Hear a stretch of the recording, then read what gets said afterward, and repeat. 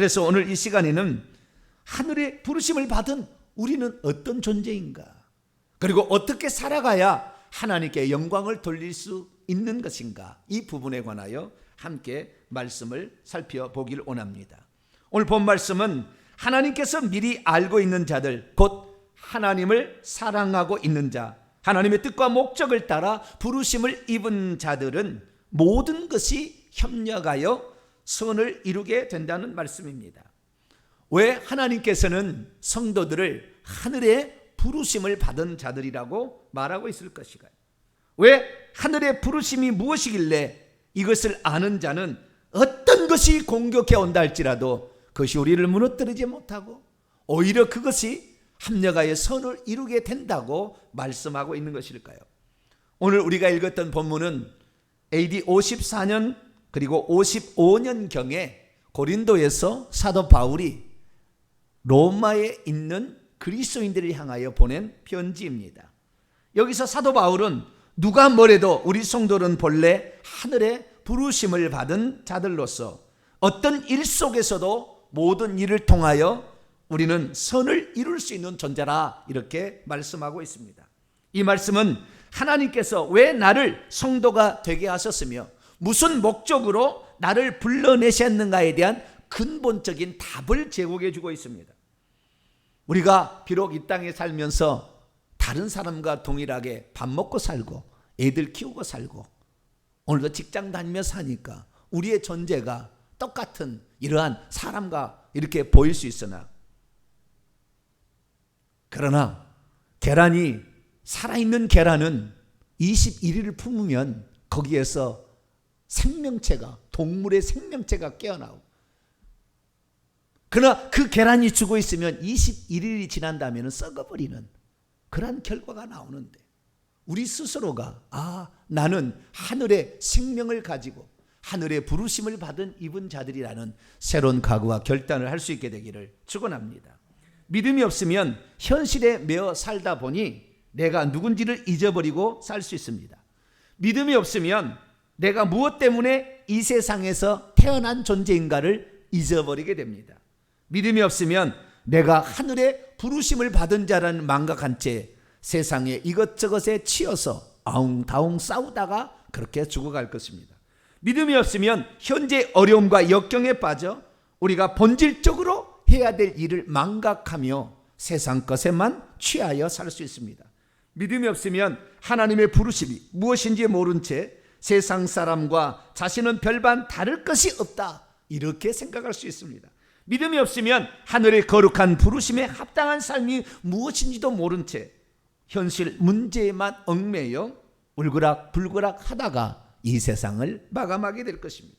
그러므로 이제 우리는 믿음으로 하나님의 부르심이 과연 무엇인가, 이 거룩한 부르심에 합당한 자로서 우리가 이 땅에 살아가는 것이 무엇인지를 정확히 알고 어떠한 세상에 도전이 우리에게 온다 할지라도 의연하게 대처하면서 살아가는 복된 성도가 되기를 축원합니다. 인간은 과연 어디에서 시작된 것일까요? 성경은 인류의 시조 아담에 관하여 말하기를 아담은 이 땅의 흙으로 지어진 존재였다. 그러나 인간은 흙으로 지어진 육체만을 가진 존재가 아니라 하나님의 숨을 불어넣어서, 영이죠, 하나님께서 영을 집어넣어서 살아있는 생명이 되는 그런 존재가 되었다고 분명하게 말씀하고 있습니다. 그래서 그 인간을 하나님께서는 이 지구의 어느 한편에 에덴이라는, 평원이라는 일컬어지는 그곳에 동산을 만드시고 거기에 살 수 있도록 거기에 갖다 놓으셨다라고 말하고 있습니다. 그런데 그 에덴 동산에서 문제가 발생했고 하나님의 명령을 어겼던 아담과 하와는 쫓겨나고 말았어요. 그리고 에덴 동산 곧 낙원은 어디로 갔는지 잊혀지고 말았습니다. 그런데 성경 말씀을 보니까 에덴이, 이 낙원이 어디에 있는지를 다시 한번 우리에게 알려줍니다. 먼저 예수님께서 알려주는데, 예수님이 뭐라고 했냐, 한편 강도에게 오늘 죽게 되면, 너나 죽게 되면 가는 장소가 낙원이다. 낙원이라는 이 말, 파라데이소스라는 말은 동산, 정원이라는 뜻인데요, 이 파라데이소스의 그 동산에, 하나님의 동산에 있게 될 것이다, 그렇게 말했습니다. 뿐만 아니라 사도 바울도 환상 중에 그가 하늘의 어떠한 장소 낙원으로 이끌려가서 하나님께서 주신 놀라운 메시지를 들었다는 것을 말해주고 있습니다. 그것뿐만이 아닙니다. 요한계시록에 보면 예수님께서 7 교회에 주신 말씀 가운데 뭐라고는 말씀이 있느냐, 이 길은 그에게는 내가 하나님의 낙원에 있는 생명나무의 열매를 주어 먹게 하겠다 라고 말씀하고 있는데, 요한계시록 21장 22장에 보면은 하나님의 보좌로부터 흘러내려오는 생명강 좌우에 생명나무가 있다, 이렇게 말씀하고 있습니다. 그러면 우리는 알 수 있는 것은 이 낙원, 그 다음에 이 생명나무, 이런 것들이 다 이제는 천국의 어떤 곳에 있는, 천국에 있는 것이라는 사실을 확인할 수가 있게 되는 것이죠. 그런데 성경 창세기 2장 7절 이하를 보게 되면 그 천국에 있어야 될 나무가 이 땅에 존재했던 적이 있었다고 말하고 있다는 거예요. 천국에 있어야 될 그 생명나무가 이 땅에 존재한 적이 있었다라고 창세기 2장에 말씀하고 있다는 것입니다. 그것이 바로 에덴 동산이었고, 그것이 바로 낙원이라고 일컬어지는, 동산이라고 일컬어지는 바로 그곳이었다라고 말씀하고 있습니다. 그런데 이것이 지금 이 땅에 없는 걸 보니까 옮겨진 것이죠. 우리 인간의 타락 이후에 옮겨지시니까 지구상에 존재하지 않는 것이죠. 지금은 그래서 그것이 천국에 있다라는 것입니다. 그래서 우리 인간이 원래 영원한 것과 그 다음에 한시적인 것을 동시에 경험했던 존재라는 사실을 우리는 여기에서 확인할 수가 있게 되는 것이죠. 그래서 저는 그러면 인간은 어디에서 시작되었을까라는 고민을 해봤습니다. 인간은 과연 어디에서 생성되는 것일까? 우리의 처음에 인류의 시조는 하나님께서 땅의 흙으로 만들어서 육체를 만든 다음에 영을 거기다가 숨을 불어넣듯이 불어넣어서 생명이 되겠지만, 그 다음부터는 아담과 하와를 통해서 이제 그 생식 번식에 의해서 이렇게 나오지 않습니까? 그러니까 인간의 어쩌면은 시작의 장소는 자궁이죠. 여자의 자궁이 인간이 만들어지는 자기의 고향과도 같은 그런 것이다 라고 말할 수가 있겠죠. 그런데 성경 말씀을 보니까 우리의 시작이, 육체는 엄마의 자궁에서 시작이 되지만 우리의 시작이 어디에서 되는 것인지를 알려주는 힌트의 말씀이 나와요. 예레미야 선지자에게 하나님이 하신 얘기가 나오는데 뭐라고 얘기했느냐, 내가 너를 아직 모태에서 빚기도 전에 너를 알았다. 그리고 내가 자궁에서부터 태어나기도 전에 너를 거룩히 구별하였다. 여기에 네가 자궁에서 나오기 전에부터 이미 내가 너를 옛날 말로 하라면 점재놨다 이런 거잖아요. 선택해서 구별해서 쓰려고 계획해 놨다라고 말하고 있는데, 그 앞의 말이 대단한 말입니다. 네가 아직 모태에서 빚어지기도 전에, 이 빚는 것은 인간이 빚는 게 아니에요. 지금도 하나님이 창조하는 것이지 엄마의 자궁에 사람 손이 들어가서 만들고 있지 않잖아요. 하나님이 만들고 있는 거예요. 그런데 어쨌든 이 자궁에서 빚기도 전에 내가 너를 알았다라고 하는 것은 인간이 자궁에서 잉태되기 전에 존재하고 있었음을 여기에서 암시해 주고 있다, 그 말. 무슨 말입니까? 사람은 이 땅에 엄마의 자궁 속에서 만들어질 때, 그때부터 뭐가 작정된 게 아니라 이미 어떠한 사람으로 쓰실 것인가를 하나님이 계획 가운데에 존재를 만들어서 합당한 사람에게 집어넣어줘서 육체와 영혼이 만남으로 인간이 되게 한다라는 사실을 여기에서 발견할 수 있다는 것이죠. 하나님께서는 사람을 어떻게 쓰실 것인가를 이미 정해놨어요. 그 정해놓은 인간이 되기 전의 상태, 어떤 영적인 존재, 아직 인간은 아니지만 그 존재에 그것을 집어넣은 다음에, 그 다음에 사람의 자궁 속에 잉태되는 순간에 집어넣음으로 그 사람이 인간이 되어서 태어나도록 그렇게 하고 있다는 것을 알 수가 있는 것이죠. 무엇보다도 히브리서의 말씀은 우리가 어디에서부터 시작되었는지를 말해주고 있는데, 아브라함과 이삭과 야곱 같은 믿음의 조상들이 그들이 항상 바라고 소망하는 장소가 어디였냐면은 본향이었다는 거예요. 그런데 그 본향을 자기들이 태어난 장소로 생각하지 않았어요. 아브라함은 갈대아 우르가 본향이고, 이삭은 부엘세바 근처 네게부 사막 그 근방이고, 그 다음에 야곱은 네게부 사막의 부엘라헤로이라는 그 지역에서 태어났습니다. 그러면 그들이 거기로 가려고 늘 해야 되는데, 그들은 거기에 가려고 하지 아니하고 더 나은 본향을 찾아서 그는 항상 생각했다는 것입니다. 그래서 제가 본향이라는 단어를 찾아봤어요. 본향, 이 본향이라는 것은 파트리스라는 헬라어입니다. 파트리스는 파트로스라는 말에서 나왔는데, 파트로스는 아버지라는 뜻입니다. 그래서 이 파트로스에서 나오는 이 파트리스 본향이라는 단어는 아버지의 나라, 조국이라는 말이고, 뿐만 아니라 조금 더 나아가서 자기가 태어난 장소라는 의미로 고향이란 말로 쓰이는 단어입니다. 그러니까 내가 태어난 장소를 어디냐? 하늘에 있는 더 나은 본향, 하늘에 있는 것이라 라고 얘기하므로, 우리의 원래 인간의 영혼이 이 땅에서 창조되는 것이 아니라 하늘에서 영혼이 창조된 상태에서 이 땅에 왔기 때문에 우리는 늘 하나님이 계신 우리 아버지, 영원한 아버지를 향하여 항상 돌아가고 싶은 마음을 갖게 된다라고 말하고 있다는 거예요. 그러니까 이 세상이 아무리 좋아도 내 영혼은 이 땅이 내 고향이 아니다라고 판단하고 있다는 거예요. 그래서 우리의 영혼은 어찌하든 간에 나를 창조하신 그 아버지께로 돌아가기 위해서 오늘도 애를 쓰고 있다. 그래서 사람의 창조는 물론 하나님이 다 창조하는 거예요. 그러나 자궁에서 육체가 빚어진다고 한다면 빚어지기 전에 이미 하나님께서 그를 알고 그의 모든 것을 조성한 다음에 그에게 그의 영혼을 그 사람 속에 집어넣어 준 거니, 저 하늘에 생명나무 있는 저곳에서 만들어서, 그곳에서 만들어서 이 땅에 넣어주시지 않는가라는 생각이 추론적으로 나오는 것이죠. 이 사실은 거의 맞을 것 같고, 그래서 우리의 본향은 하늘이다라는 얘기를 믿음의 성도들은 해왔다는 사실을 알 수가 있습니다. 그래서 우리가 하늘의 부르심을 받았다는 것은 뭐냐? 원래 있던 자리에서 부른다는 것이죠. 하늘의 부르심을 받았다라는 말은 다른 것이 아니라 우리가 원래 있었던 곳으로 너희들은 오기를 원한다는 하나님의 바람에 우리가 부응하는 것을 말한다는 것을 알 수가 있습니다. 인간은 오묘한 존재입니다.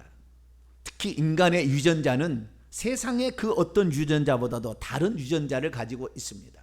그래서 인간만이 언어를 사용하고, 인간만이 불을 사용하며, 인간만이 도구를 사용할 수 있는 놀라운 존재입니다. 특히 인간의 유전자 안에는 이미 우리 조상들로부터 전해 내려온 성품들과 특징들까지 고스란히 전수가 되어서 후손에게 내려가는데요, 무엇보다도 우리의 죄를 짓게 되면 그 악한 영이 그 죄 지은 사람에게 들어와서 그것이 또 후손에게 영향을 미칩니다. 그래서 우리가 이 땅에 태어나게 될 때는 이 부모로부터 유전자도 물려받지만 악한 영도 이렇게 들어오는 그런 상태가 있어요. 그런데 하나님께서는 그의 영혼을 집어넣어 줄 때, 그의 영혼은 천국에 와서 살기를 바라고 집어넣어 준 거예요. 그래서 우리의 육체의 시작은 이 땅에서 시작됐지만 우리의 원래 영이 창조되었던 하늘 아버지의 집에서 살기를 하나님이 바라시기 때문에, 하나님은 이제 이 땅에 태어난 우리의 어느 시점에 우리를 불러내시는 거예요. 이제는 너희들이 네가 태어난 본 고향에 살 때가 되었다라고 우리를 불러내는 것이죠. 이것을 이끌어서 하나님의 부르심을 입는다라고 말하는 것입니다. 그런데 제가 성경을 찾아봤어요. 하늘의 부르심에는 과연 몇 가지가 있을까? 그랬더니 하늘의 부르심은 두 가지가 있더라고요. 첫째는 이것입니다. 로마서 1장 7절과 고린도서 1장 2절 보면 로마에서 하나님의 사랑하심을 받고 성도로 부르심을 받은 모든 자에게, 고린도 1장 2절에도 고린도에 있는 하나님의 교회 곧 그리스도 예수 안에 거룩하여지고 성도라고 부르심을 받은 자들, 거룩한 자들, 성도라는 것으로 하나님은 부른다는 거예요. 그런데 우리가 거룩한 것은 오직 예수 그리스도의 피로만 됩니다. 오직 예수 그리스도의 피로만 가능한 거예요. 그 피의 중요성을 알리기 위해서 구약의 제사 제도를 통하여 피 희생 제사를 가르쳐서 세상 죄를 지고 하는 하나님의 어린 양이 오실 것임을 말했고, 그래서 우리는 예수 그리스도를 통하여 거룩한 성도가 될 수가 있습니다. 그래서 이 모든 사람들은 예수 그리스도를 믿고 거룩한 성도가 되도록 예수 그리스도를 믿어서 거룩한 존재가 되어야 천국에 들어갈 수 있다는 것을 성경에는 말씀하고 있는 것이죠. 그래서 우리는 이 예수 그리스도를 믿어서 구원받을 자로서 하나님께서 우리를 불러내신 줄로 믿습니다. 그래서 디모데후서 1장 9절 말씀 보면 하나님이 우리를 구원하사 거룩한 소명으로 부르심은 우리의 행위대로 하심이 아니요 오직 자기의 뜻과 영원 전부터 그리스도 예수 안에서 우리에게 주신 은혜대로 한 것이라. 우리를 불러내는 것이 단순한 것이 아니라 만세전에 하늘에서 우리를 살게 하기 위한 계획에 따라서 창조된 그 영혼을 이 땅에 보냈을 뿐만 아니라 때가 되어서 우리로 하여금 예수 그리스도를 믿고 구원받을 자로서 이 땅에 살다가 천국에 들어오도록 하나님께서 때를 따라 불러낸다는 사실을 알 수가 있는 것이죠.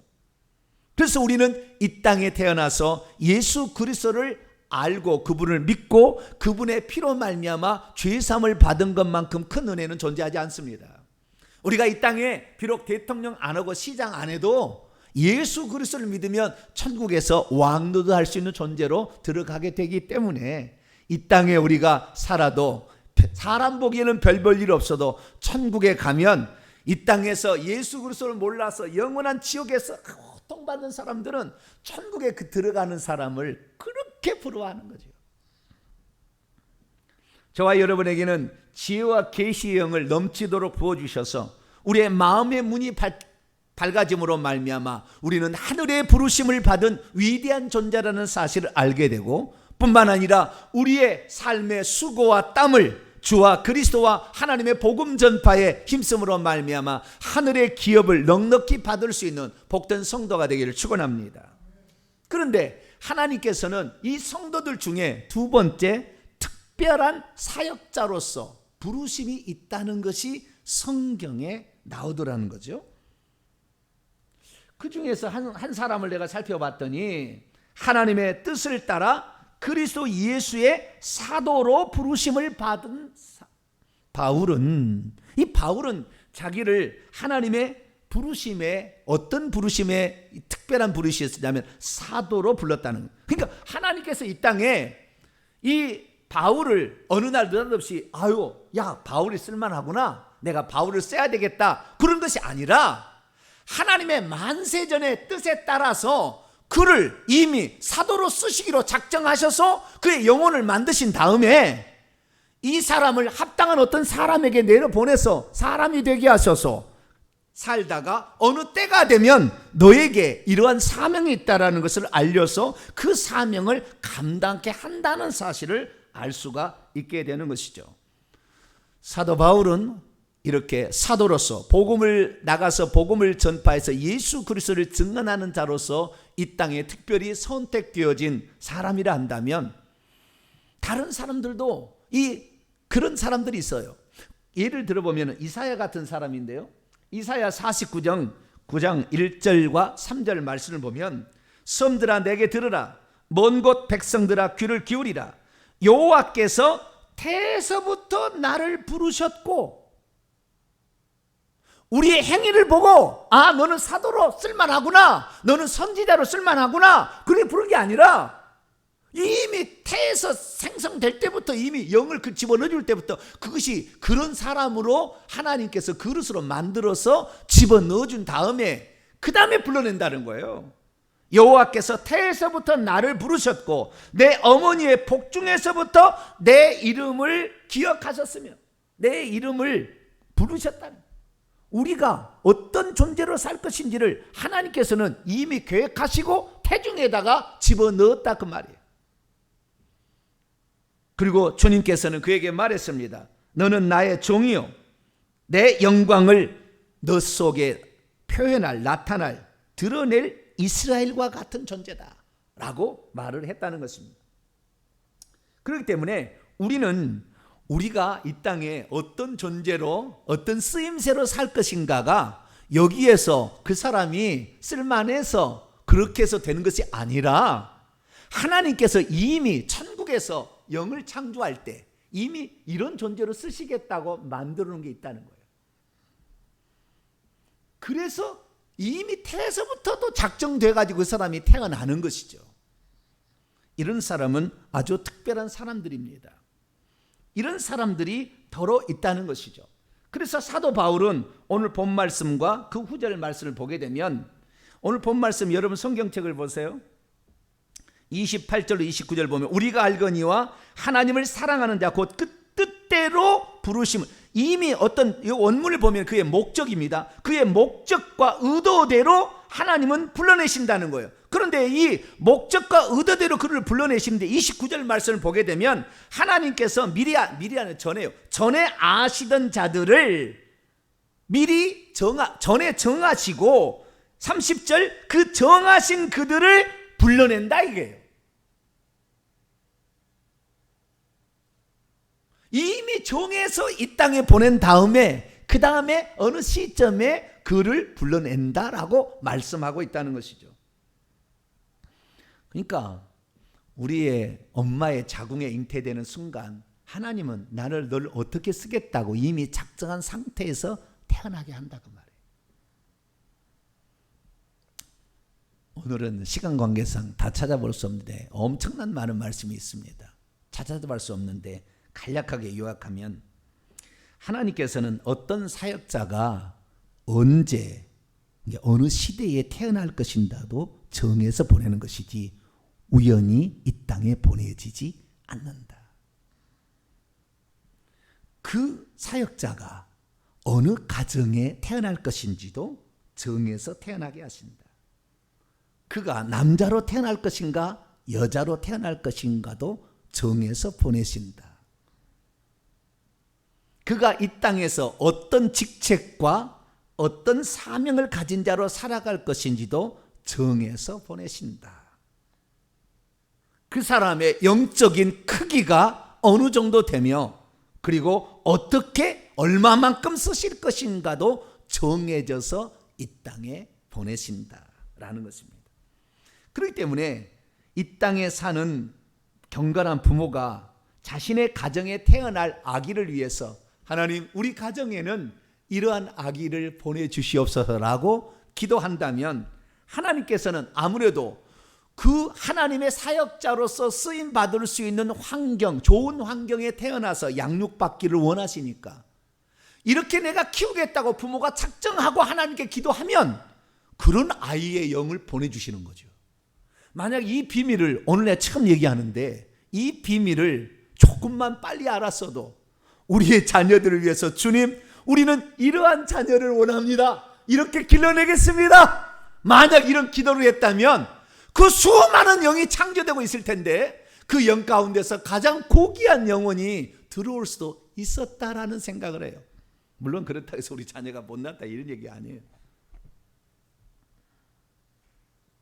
하늘에 가장 아름다운 아들과 딸로서 저는 저에게 주신 줄 압니다만은 그런데 이 기왕 하나님께서 보내주실 때 그렇다는 거예요. 왜 이런 얘기를 제가 하냐면 예를 들어서 이런 거예요.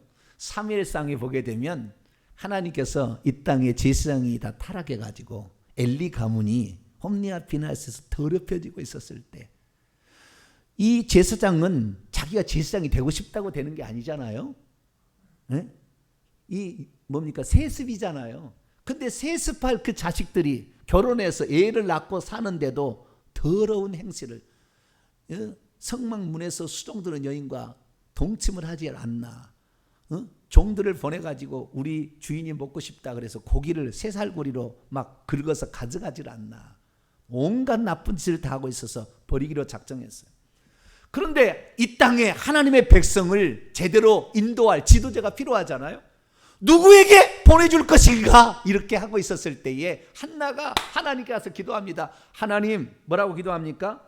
사무엘상 1장 11절에 서원하여 기도하기를, 여호와여, 만일 주의 여종의 고통을 돌아보시고 나를 기억하사 주의 여종을 잊지 아니하시고 주의 여종에게 아들을 주신다면, 딸은 제사장이 될 수 없어요. 아들을 주신다면 내가 그의 평생의 그를 여호와께 드리며 삭도를 그에 대지 않겠다. 내 비록 이 에브라임 지파 사람이기 때문에 제사장이 될 수 없어요. 그러나 이 나실이라는 것, 삭도를 대지 않는, 나실이라는 것은 그 혈통에 관계없이 하나님께 드려짐으로 그 직책을 수행할 수 있는 제도가 있었으니 이것이 나실은 제도인데, 하나님이 쓰시고 싶은 대로 쓰시라. 기도하니까 딱 맞아 떨어지는 거죠. 내가 이 땅에 이 영을 지금 만들어서 이스라엘을 인도할 지도자를 지금 태어나게 하고 싶은데 누구의 가정에 보낼 것인가 이렇게 생각했을 때 그의 부모가, 주님, 나에게 이런 아들을 주신다면 내 아들로 키우지 아니하고 당신이 원하는 것으로 올리게 드리겠습니다. 그러니 하나님 얼마나 기뻐하겠어요. 딱 그 속에 영을 집어넣는 거죠. 그런 케이스는 한두 케이스가 아닙니다. 모세도 그랬고요. 예수님의 어머니 요셉과 마리아도 그런 사람이었고요. 이 세례 요한의 어머니 사가랴와 엘리사벳도 그런 사람이었어요. 그 기도를 하고 있었어요. 그래서 우리는 성경에 보게 되면 이 놀라운, 우리가 우연히 어느 날 그냥 하나님께서 네가 결혼해가지고 얘를 만들었구나, 내가 영을 보내주마, 우연히 그렇게 되는 것이 아니라 이미 하나님께서는 당신의 뜻을 따라, 목적에 따라서 어떤 사람을 이 땅에 보내려고 작정하고 준비하고 있는 거예요. 그런데 누구에게 보내줄 거냐, 그죠? 누구에게 보내줄 거냐? 우리가, 그래서 성경에 보면 위대한 인물들은 대부분 다 이런 신앙으로 잘 양육할 부모의 밑에서 태어났어요. 물론 다 그렇지는 않습니다. 다 그런 건 아니에요.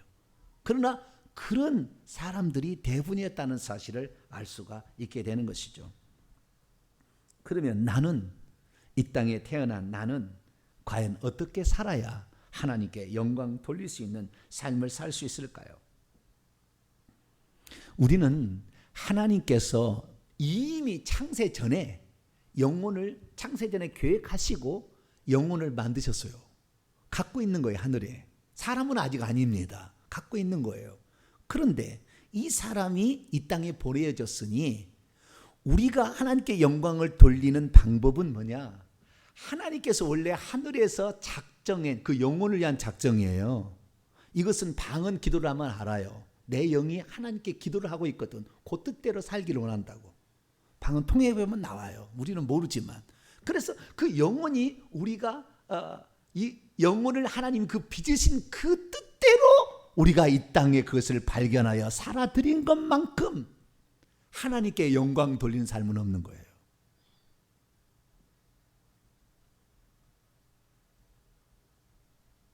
그런 대부분의 그리스도인들은 만세전에 하나님의 계획과 뜻이 있어서 이 땅에 보내셨고 예수 그리스도를 믿게 하셨다는 사실을 몰라요. 우연히 어쩌다가 예수 믿게 된 것이 아닌가라는 생각 속에 살아가고 있는 것입니다. 아닙니다. 많은 믿음의 부모들은 이것이 특별한 은혜구나, 하나님의 섭리가 있구나를 발견했습니다. 히브리서 11장 23절 보면 믿음으로 모세가 태어났을 때 그의 부모는 이 아이가 빼어난 아이임을 보았기 때문에 나일강에 던져서 죽이라는 바로의 말에 순종하지 아니하고, 불법한 거죠. 오늘날에 큰 소리로 찬양한 것은 불법이잖아요. 지금 대한민국의 이 교회의 99%는 불법을 저지르고 있는 거예요. 왜? 큰 소리로 찬양하잖아요. 찬양하지 말라고 내려놨거든요. 그러나 바로의 말을 두려워하지 아니하고 하나님의 뜻이 이 아이에게 있구나. 이 아이를 어찌하든 간에 살려서 하나님의 뜻대로 살 수 있는 사람으로 만들겠다. 부모의 이 작정을 하나님은 기뻐하셔서 그 아이를 나일강에 떠내려도 악어가 못 잡아먹도록 물이 뒤엎쳐서 그 아이를 죽지 않도록 다 보호하시고 그 아이로 하여금 하나님의 뜻을 준행하도록 지키시고 보호하셨다는 것이 성경의 가르침입니다. 많은 사람들이, 아니 세상의 세력이 우리를 죽이려 한다 할지라도 하나님의 뜻을 가지고 이 땅에 보내진 자를 손댈 수 없다라는 거예요. 그 사실을 알고 그 사실에 동참하는 자는 그만큼 엄청난 복이 그에게 주어진다라는 사실을 여기서 말해주고 있는 것이죠. 우리는 이미 태어나기 전에 우리의 그릇이 정해졌고 우리가 어떤 용도로 쓰임받을 것인지를 정해 놓으신 것입니다. 그렇기 때문에 그 히브리서 기자는 뭐라고 얘기하느냐? 히브리서 3장 1절에 우리가 알거니와 먼저 이것은 로마서 8장 28절 읽고 넘어갑니다. 우리가 알거니와 하나님을 사랑하고 있는 자 곧 그의 뜻대로 부르심을 받고 있는 자들에게는 어떠한 세력이 그를 죽이려 한다 할지라도 오히려 그것이 그에게 합력하여 선을 이루게 할 것이지 그것이 그를 망가뜨릴 수 없다라는 것을 말해주고 있는 거예요. 세상이 우리 기독교인들을 하나님의 사람을 죽이려고 별 방법을 다 찾다 할지라도 절대 죽일 수 없다는 것을 성경은 우리에게 말해주고 있는 것이죠. 그래서 세상이 우리를 억압하는 것을 두려워할 것이 아니라 하나님의 뜻대로 우리가 오늘 그걸 발견하지 못하고 그냥 아무것도 없는 먼지처럼 살아가는 우리의 어리석음이 무식한 것이지, 하나님의 뜻이 어디에 있는 줄을 발견하고 나는 그 뜻을 준행하며 살리라, 그러면 하나님이 그를 지키신다 라는 사실을 믿게 되기를 축원합니다. 그래서 이 히브리서 기자는 강력하게 우리에게 말씀을 던지고 있습니다. 뭐라고 던지고 있느냐? 함께 하늘의 부르심을 받은, 이게 부르심을 받으니 아니에요. 원문에 보니까 함께 하늘의 부르심에 동참하고 있는 성도들아. 우리는 지금 거룩한 하나님의 일에 부르심을 받아서 그 일에 지금 동참하고 있는 것입니다. 할렐루야. 이 말씀 자체를 지금 듣는다는 사실 자체가 우리는 거룩한 하나님의 뜻에 그 뜻을 향하여 하나의 미랄이 되고 있다는 사실을 우리는 말해주고 있고, 내 한 몸, 내가 가지고 있는 시간과 물질을 주 하나님의 복음 전파를 위해서 우리가 쓰게 되게 될 때에 하나님은 이 땅에 우리를 불러내서 나만 구원받게 하는 것이 아니라 나를 통하여 내 가정, 내 이웃, 그리고 나의 모든 삶을 통해 하나님은 놀라운 일을 하실 것이라는 것을 우리는 알고 여기에 거대한 안목을 가지고 부응해야 될 줄로 믿습니다. 그래서 하늘의 부르심을 받은 우리 모두는 최소한 성도로 부르심을 받았고, 그 중에 어떤 사람은 하나님이 쓰실 특별한 사역자로서 이 땅에 보내셨다. 가장 이 땅에 태어난 행복은 뭐냐? 나는 하늘의 부르심을 받아서 하나님의 기업을 상속받을 자로 나를 불러냈구나. 이걸 아는 것이 가장 큰 기쁨이에요. 또한 이 시대 가운데 하나님이 쓰시려고 어떤 사람을 이 땅에 보냈는데 그 사역자와 그 사역자가 누군지를 알고 그 사역자와 함께 동행할 수 있다고 한다면 말할 수 없는 영광 가운데 우리가 들어갈 수가 있다라는 것을 말해주고 있습니다. 그래서 우리는 이 거룩한 부르심에 같이 기도만이라도 동참한다면 얼마나 위대한 일인가. 히브리서 기자는 말합니다. 모세는 장래에 말할 것을 증언하기 위하여 하나님의 온 집의 종으로서 충성하였다. 예수 그리스도는 하나님의 집 맡은 아들로서 충성하였는데 우리도 소망의 확신과 그 자랑을 끝까지 굳게 잡고 있으면 우리도 하늘나라에서 그런 사람이 된다라고 말해주고 있습니다. 믿을 분은 무엇입니까? 나와 그리고 사명자와 우리 교회를 향한 하늘의 부르심을 깨닫고 협력하여 그 뜻을 이루어 가는 것입니다. 하나님께서는 부르심을 받고 충성하는 자들을 기억하신다라고 약속하고 있습니다. 이사야 42장 6절로 7절 말씀을 같이 한번 하늘의 부르심에 동참하는 자들을 향한 하나님의 축복의 약속이 기록되어 있습니다. 같이 한번 읽어보죠. 시작. 나 여호와가 의로 너를 불렀은즉 내가 네 손을 잡아 너를 보호할 것이며 너를 세워 백성의 언약과 이방의 빛이 되게 하리니 내가 눈먼 자들의 눈을 밝히며 갇힌 자를 감옥에서 이끌어내며 흑암에 앉은 자를 깜빵에서 나오게 하리라. 하나님께서 우리를 그 사명 부르심에 합당한 일을 감당하는 자들을 보호하신다. 보호해 주신다. 그 사명에 올인한 아는 자를 특별히 하나님께서 지키신다라고 약속하고 있습니다.